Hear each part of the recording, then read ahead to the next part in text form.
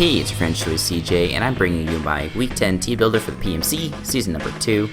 We're going up against the Mesquite Mesprits, coached by my good buddy Kyle, aka Lugia XX.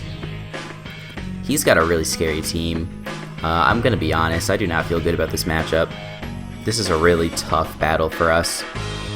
The funny thing is that if we win, we do lock ourselves up a playoff spot, and that's makes this match really important. Kyle is currently at 3-6 in the league, and he could theoretically run the table. And if we lose out, we'll both end up with a 6-6 record. So depending upon how poorly we do in all those games and how well he does in all those games, he could get a better differential than us and end up taking the playoff spot.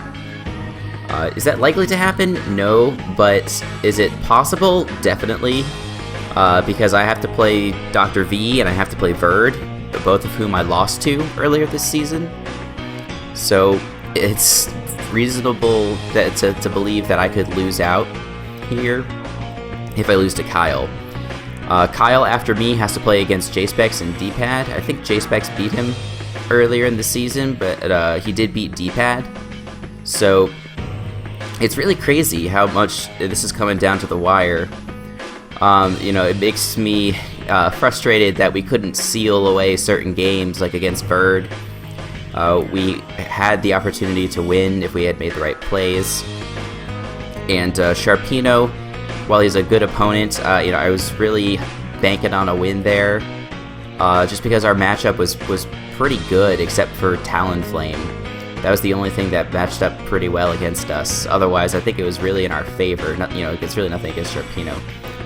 But if we had won one of those two games, we would have clinched a playoff spot by now. So now we're in a position where we have to win 1 out of 3 against a bunch of really, in a bunch of really hard games. 2 of the games we have really horrible matchups. And Verd is, he's got a new team, and to be honest, I haven't really looked at how well we match up. But he's got a core of Cresselia, Clefable, and Skarmory, so it's kind of dirty. And that's on top of Pokemon like Tangrowth, Nidoqueen, Lantern. It's just filthy, so filthy. But anyway, let's go ahead and look at Kyle's team. We'll talk more about this week for now, and think about the other weeks later. Kyle's got a crazy offensive team featuring Volcanion, Garchomp, Ferrothorn, Alakazam, Nidoking, Mienshao, Heliolisk, Caselgore, Archeops, Mega Pidgeot, and Masquerain.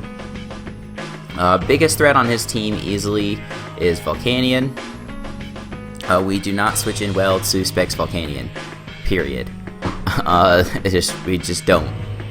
And he has a lot of Pokemon on his team that have U-Turn and Volt Switch, so it should be really easy for him to just pivot into that thing, which makes rocks in this game extremely, extremely important.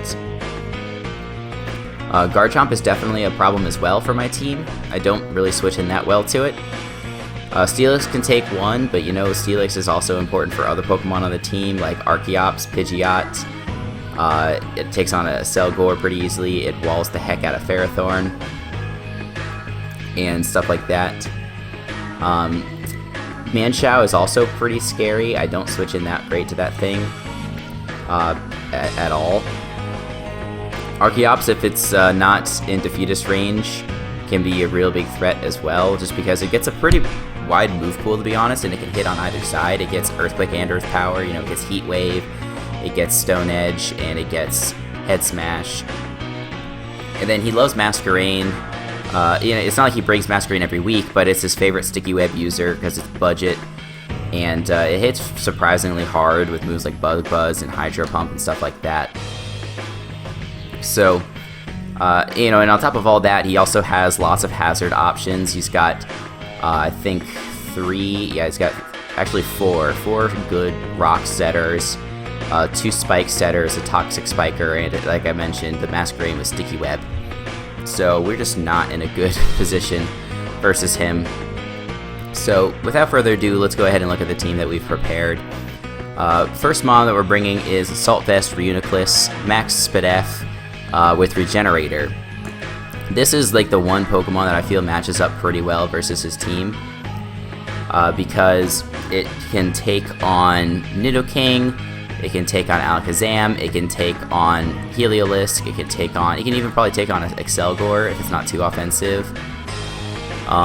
It just switches into a lot of things. It can potentially switch in on like a choice-locked Mienshao, no problem. It can switch in on Mega Pidgeot pretty reliably. It takes like 30% from a Hurricane, and we do about 50% with Psychic. It's tempting to run Thunder because that also is going to hit the Volcanion, which is actually not able to 2-hit KO us. But, you know, if we're at full, he has Rocks up, then it's different because, you know, we take Rocks damage since we're not Magic Guard. But I just wanted this coverage instead because it's more well-rounded versus his team, and it's just a little bit more reliable. You know, we don't have to rely on the inaccuracy of Thunder, or just get us Thunder, playing Thunder. We put a little bit of speed into this thing, just in case he decides to be cheeky with Ferrothorn and try and outspeed us. We do have the HP Fire to hit that thing. I'm really expecting that thing to be Aqua Berry because it's the only way that he can take on my Salamence. Salamence is a huge threat versus him, which is why I've brought it, of course.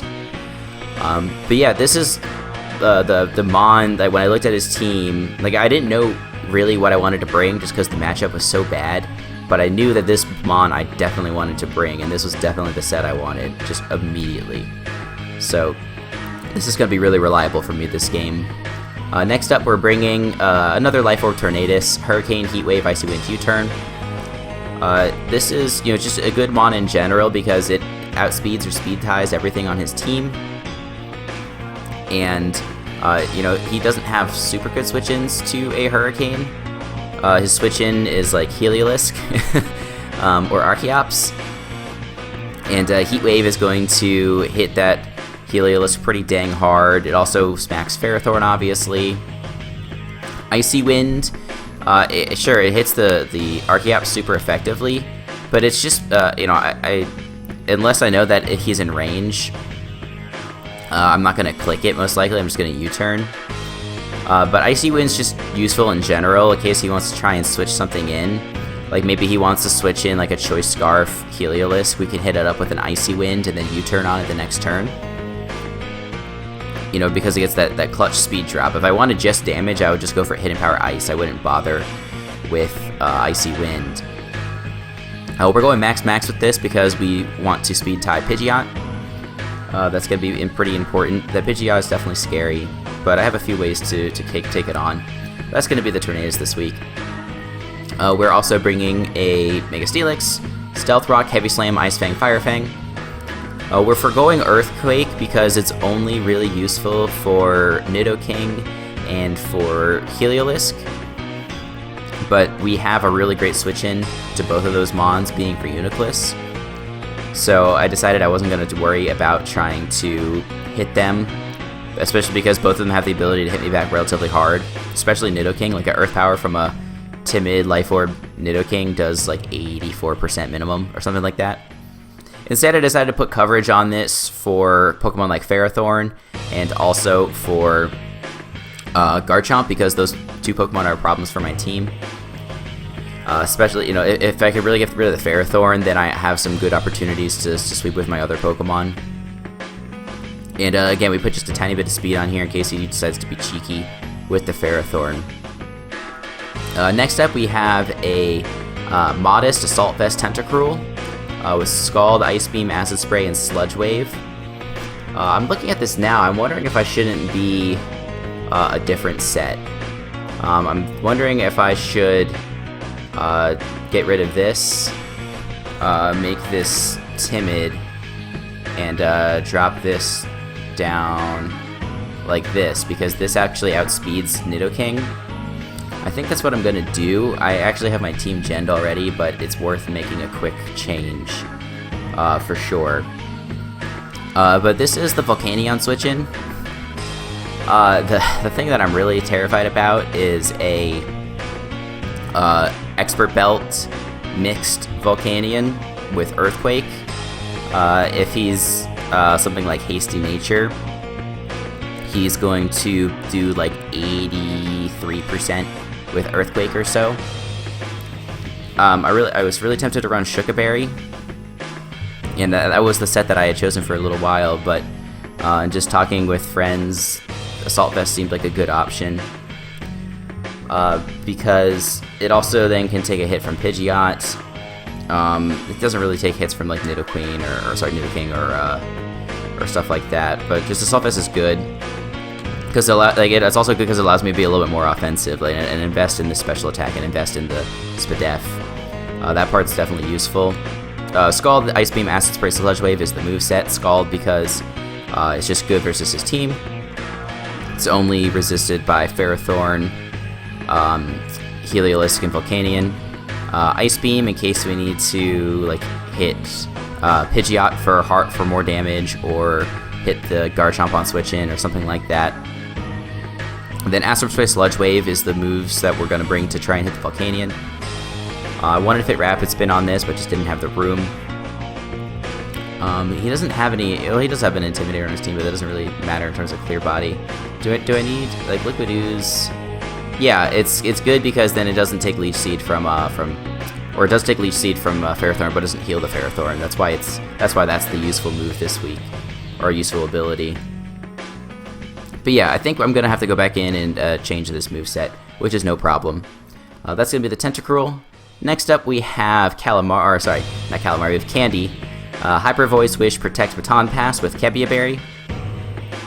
This is kind of the switch in for Garchomp. I just don't switch in well to that monster. Kebia Berry is if he's packing the Poison Jab. It's also useful to reduce damage from a Poison Jab from Mienshao, because that's the most useful coverage on Mienshao, and this thing should be able to take that thing on relatively well otherwise. And Wish, Protect is also good. Obviously to get this thing healed up, but also to heal up Pokemon like Steelix and Tentacruel, because they don't have any recovery otherwise, and those are really important walls. And then Hyper Voice in general is just good versus his team. It's resisted by Ferrothorn, Nidoking, and Volcanion. But we can Wish on the Volcanion switch in, bring in the Tentacruel. Well, we'll have to see. Like, I'll probably try and scout the Earthquake first, because again, or even the Earth Power. Earth Power would be way better for me because Tentacruel can actually take that. Mirror Coat is actually really tempting on Calamari, like Mirror Coat, Rapid Spin instead of Acid Spray, Sludge Wave. But just if he does bring Earthquake, then obviously Mirror Coat's useless. But yeah, that's the Sylveon. It's meant to switch into those things and heal up my other Pokemon. Then last but not least, we do have a Life Orb mixed Salamence with Dragon Claw, Fire Blast, Defog, and Tailwind. I needed an emergency hazard remover in case he decides to hazard stack. And normally I'm not going to be that weak to hazards, because I have two flying Pokemon, and Reuniclus usually carries Magic Guard, but that thing has Regenerator this week. And my Steelix is a really important wall, and Calamari is going to take lots of damage, so I want to be able to get rid of spikes in a desperate situation. Otherwise, Dragon Claw plus Fire Blast really destroys his team. I wish I could run Outrage, but it's not worth it, because if Ferrothorn is still alive, I don't want to be locked into Outrage, and then his team is just so fast that he's going to be able to revenge my Salamence really easily if it's locked into Outrage. Of course, that's not true if I have up a Tailwind. Tailwind obviously is going to double my speed, make me outspeed the entire team. Even something like Scarf Alakazam is outsped by a Salamence at +2. Yeah, just being able to click Tailwind and click click Outrage would have been great, but again, Dragon Claw just has to be the move. Especially if we're using this mid-game and we're trying to weaken his team. I guess I could put Moxie on this thing. I was fully special at one point, and that's why Intimidate made more sense. But, yeah, I don't know. What is Intimidate good for? Not really anything. Let's put Moxie on. let's do that, because then if we can get up a Tailwind and go for a couple of Dragon Claws, it'll be really useful to have the attack boosts. So I'll go ahead and I'll switch that on my Jenning as well. And that's going to be the team. Definitely is not going to be an easy matchup. I'm going to have to sort of pick and choose which Pokemon to let go down. Because, for example, Steelix can only check so many Mons. But, you know, I'll have to like let it take a big Heat Wave from a Pidgeot in order to get off that crucial damage. Or take a Heat Wave from an Archeops or an Earthquake from an Archeops. Take a Surf from a Heliolisk and respond with a Heavy Slam. Things like that.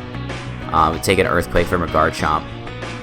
Take a High Jump Kick from a Mienshao. It's just so hard. We just don't have good switch-ins to things. And my team is like very offensive, but it's not more offensive than Kyle's. I can't out-offense his offense. If I had something like Lopunny, like I do in the UBC, it would be a way different story. But I don't. Tornadus is good versus offense, which is why I've brought it. But it's just, I don't know, it's not the same. Definitely going to be tough, but I'm going to give it my best shot. And if you want to see how much I can embarrass myself, I encourage you guys to check out the battle tomorrow. We'll be going up around this same time. And definitely encourage you guys to go check out Kyle's channel. He's a cool dude, really laid back, likes to make funny jokes, and does a lot of League battles on his YouTube. So go check him out, give him a sub, tell him, hey, what's up? And yeah, that is going to do it. So yeah, make sure you check back to my channel for all sorts of other gaming and Pokemon content. So until the next time, I will see you all later.